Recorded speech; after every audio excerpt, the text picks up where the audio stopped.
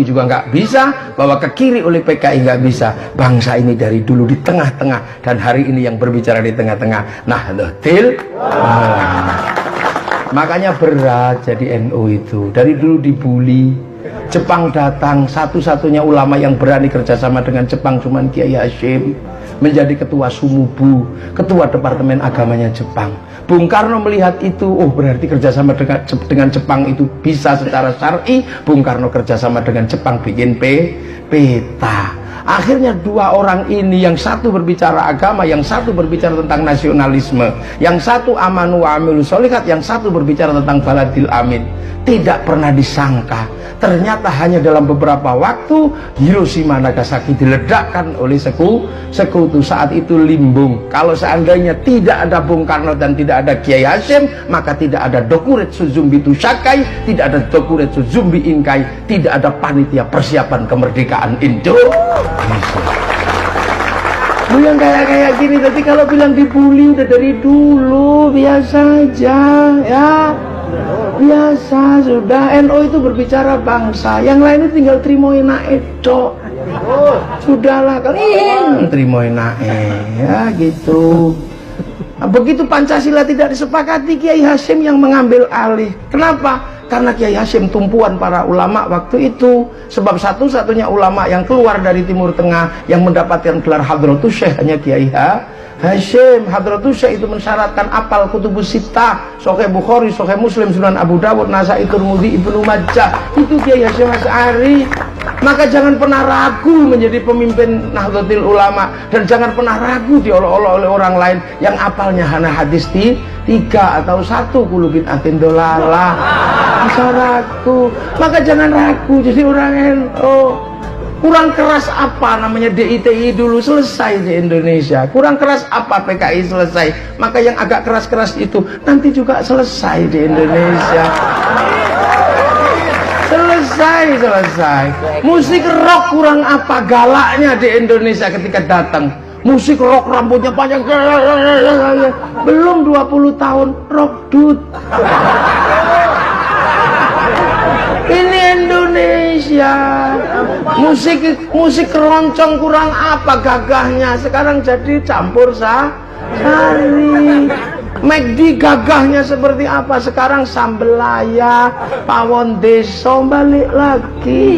Sudahlah, ini siklusnya begitu. Makanya nggak usah ragu menjadi NU. Tahun 45 bangsa terancam oleh gerakan-gerakan radikal. Yang ngomong bangsa tinggal 3 orang, yang lain sudah berbicara tentang perang dan segala macamnya. Yang ngomong waktu itu tinggal siapa? Bung Karno ngomong bangsa, PKI ngomong bangsa, NU ngomong bangsa. Tiga-tiganya inilah yang tinggal ngomong bangsa, bersatu dalam Nasakom. Tapi ketika PKI mengkhianati bangsa, yang pertama kali ambil tindakan siapa? Nahdlatul Ulama. Jangan pernah ragu dengan NU. Tahun 71 Pak Harto menang, tapi Pak Harto ribut dengan kekuatan Indonesia, disatukan dalam satu partai, dalam fusi partai. Pak Harto bikin Golkar, dan sisa-sisa PNI dibikinkan PDI, Partai Islam masuk P3.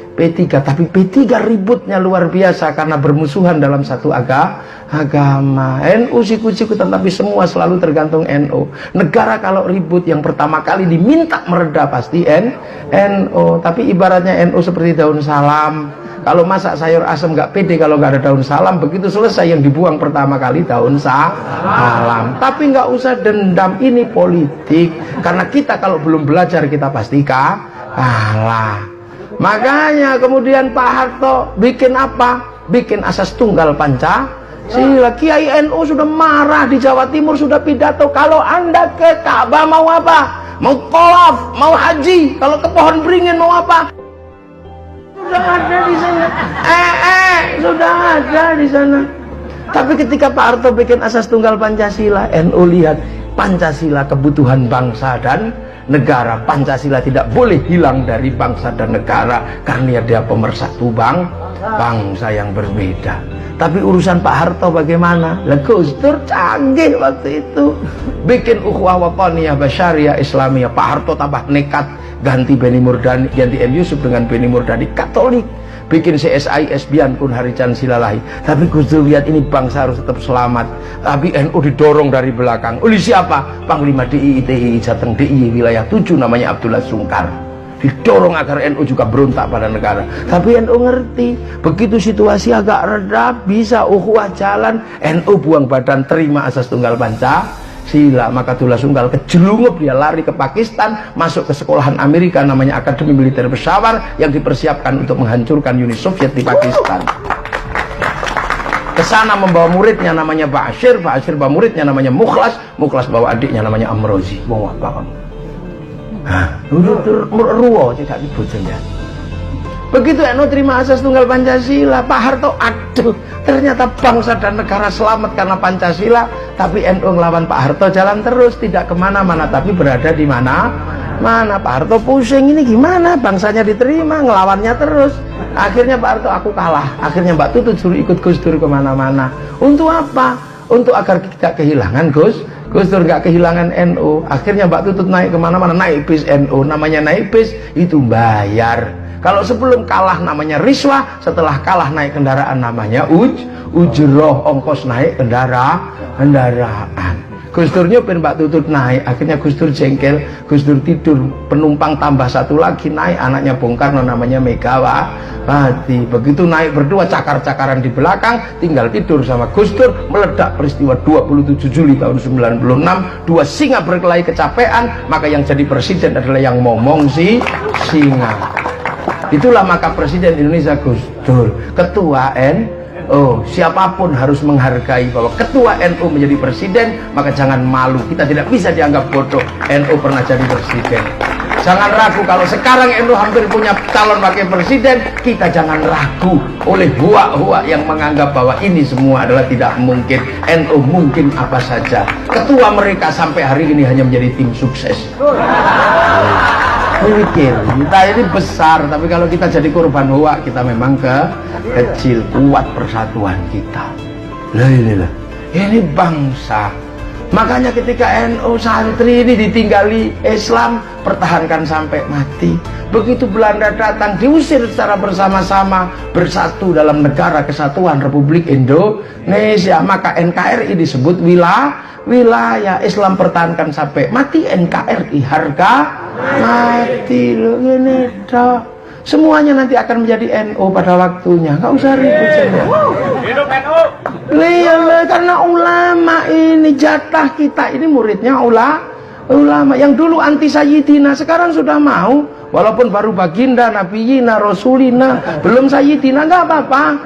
Sekarang dulu mereka anti tumpeng, sekarang mau nasi kotak. Dulu anti ingkung, sekarang mau suwiwidok. Semua tidak mau, rukyah mau sekarang. Ilaruhi nggak mau, semoga arwahnya mau. Alat musik nggak mau, tapi mulut sekarang mau mau. Semua mau. Makanya mereka biar nggak malu, mari kembali kepada Quran dan Sunnah. Kembalilah, karena kamu pernah pergi, aku belum pernah kemana-mana. Jadi kamu jangan ajak aku kembali. Oh gitu aja kok repot. Kayak ini biasa aja, kita ini muridnya ulama. Loh, makanya setelah kita ribut-ribut dengan segala macamnya, dunia sekarang waktunya membangun bangsa.